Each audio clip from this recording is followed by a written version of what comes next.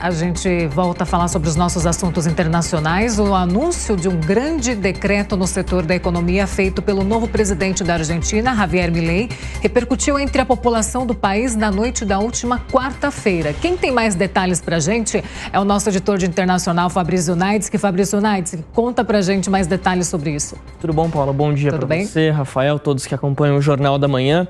Olha, 366 normas foram revogadas lá na Argentina ontem por um decreto determinado pelo presidente Javier Milei. Por que um decreto? Porque ele foi assinado, já entrou no Diário Oficial argentino à meia-noite de hoje e já passa a valer, já entrou em vigor lá na Argentina. Ele pode até ser revertido, sim, caso a Câmara dos Deputados e o Senado votem contra esse conjunto de leis, ele pode sim ser revertido. Mas a expectativa, pelo menos no momento, não é essa, ele já está valendo a partir de agora e toca em diversos pontos da economia argentina, começando pelo mais polêmico dentro do país, que é a lei dos aluguéis. O que mudou? A lei voltou para ser considerada como ela era antes de 2020. Mudou a base do tempo dos contratos, que reduziu de 3 anos para 2 anos, autorizou a transação de aluguéis em moeda estrangeira, ou seja, aluguéis agora na Argentina podem ser negociados em dólar, em real, conforme inquilino e locatário acabem concordando. Isso vai dar muito pano para manga ainda na Argentina, porque os locatários gostaram muito dessa mudança de lei. A gente destaca aqui, inclusive, que a Argentina enfrenta nesse momento um piso histórico de oferta e preço de aluguel por lá. Mas os inquilinos não gostaram muito não e disseram, inclusive, que vão entrar com uma ação contra o governo para tentar reverter essa questão dos aluguéis. Mas, além disso, existem muitos outros pontos que tocam ali também a economia argentina. Por exemplo, foi autorizada a privatização de empresas estatais, que passaram, então, a ser consideradas sociedades anônimas. É o caso, por exemplo, da petroleira YPF e da Aerolíneas Argentinas, a empresa aérea da Argentina, a principal empresa aérea argentina. Falando em empresa aérea, o governo Milei também autorizou, a partir de agora, que empresas estrangeiras realizem voos de linhas domésticas, algo que não era permitido. Aqui no Brasil, por exemplo, essa prática também não é permitida. Apenas empresas nacionais podem operar voos dentro do país. Clubes de futebol também foram afetados com as mudanças. Foi autorizada a criação daquilo que a gente chama aqui no Brasil de SAF, a Sociedade Anônima do Futebol, uma discussão que vinha sendo travada entre os clubes, também entre o governo, já há bastante tempo lá pela Argentina.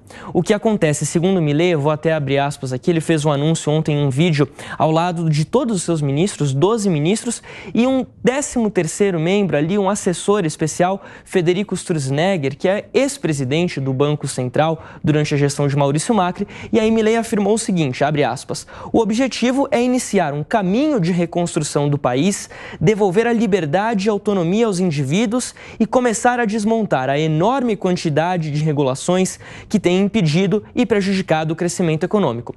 Verdade seja dita, Paula, nenhuma dessas mudanças anunciadas por Milei, ele destacou 30 na transmissão de ontem, chega a ser exatamente uma novidade, chega a ser algo inesperado para o governo dele. É algo que estava já prometido, mas ainda assim a população não recebeu muito bem. A gente lembra, ontem teve marcadas as primeiras manifestações populares contra o governo dele, que assumiu no domingo retrasado. E aí, durante a tarde, houve bloqueio de rua, como havia uma expectativa que acontecesse de fato, mesmo com as ameaças do governo. Inclusive, policiais entraram em ônibus populares da cidade mesmo de Buenos Aires, conferindo quem ia para a manifestação, quem não ia. Essa atitude não foi muito bem vista por lá. Mas, à noite, depois desse anúncio de Milei, a população fez um panelaço, como a gente conhece aqui no Brasil, um cacerolaço, como se diz em espanhol lá na Argentina, e se dirigiu em direção ao Congresso Nacional. Ficaram até a madrugada gritando contra as medidas anunciadas pelo novo presidente e dizendo principalmente o seguinte, que a pátria não se vende. Ainda vai repercutir bastante esse assunto por lá, viu? Ah, se vai, com certeza. Informações com o nosso editor de internacional, Fabrício Naidski. Eu quero chamar os nossos comentaristas para a gente repercutir esse assunto também. Primeiramente, quero chamar aqui Felipe Monteiro. Felipe, o que Javier Milei pode absorver desses panelaços, dessas manifestações? O que ele precisa entender? A Argentina não é Brasil, não é? A Argentina, com certeza, quando o povo vai para a rua, cria uma certa inimizade, uma certa baixa da popularidade do presidente da República, né? A regra da Argentina, é bom lembrar, não é? É presidente que não consegue cumprir o seu mandato até o final. Foi assim com o De la Rúa, foi assim com o Ramon Puerta, que ficou só 7 dias no governo, e foi assim com o Rodrigues, que ficou apenas 2 dias no governo, não é? O Milei está apontando que talvez seja o próximo presidente da República da Argentina que não vai conseguir terminar o seu mandato, não é? Não dá. Eu até entendo que o Milei ele foi eleito, né, para defender as pautas liberais, mas não dá para você, nos primeiros dias de governo, esquecendo que na Argentina 50% da população vive na pobreza, 10% vive na indigência, ou seja, miséria absoluta. Não dá para você ignorar esse cenário e querer colocar medidas liberais sem o mínimo de proteção social. Não funciona, não funciona.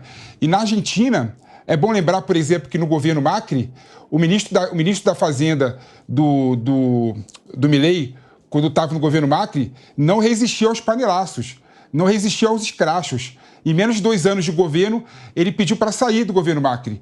Então, tudo leva a crer que está tendo uma total desconexão entre a sociedade argentina e o Milei.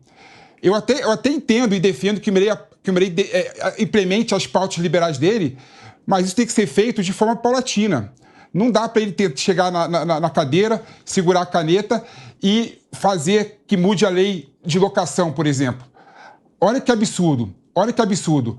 A lei de locação anterior previa, né, um certo gatilho para proteger, por exemplo, o locatário frente aos reajustes do preço do aluguel. E isso era justo no momento atual da Argentina. Agora o contrato de aluguel pode ser em dólar, pode ter reajuste semanal. O que isso vai fazer? Com certeza vai fazer com que a população da Argentina saia dos imóveis e vão para a rua, levando a população da Argentina para viver ainda mais na pobreza. Ou seja, a medida que o Milei está colocando agora não tem nenhum tipo de respaldo, né, técnico no momento atual da Argentina. É bom lembrar, por exemplo, que nós temos aqui na América Latina um país que aplica políticas liberais desde sempre, que é o Paraguai. Olha como é que está o Paraguai.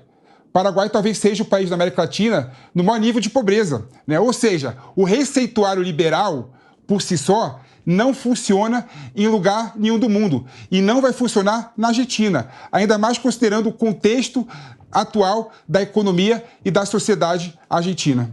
Moto Fabrício Naides, que falou para a gente agora que essas medidas decretadas por Javier Milei são medidas que não são inesperadas, não são novidades. Por quê?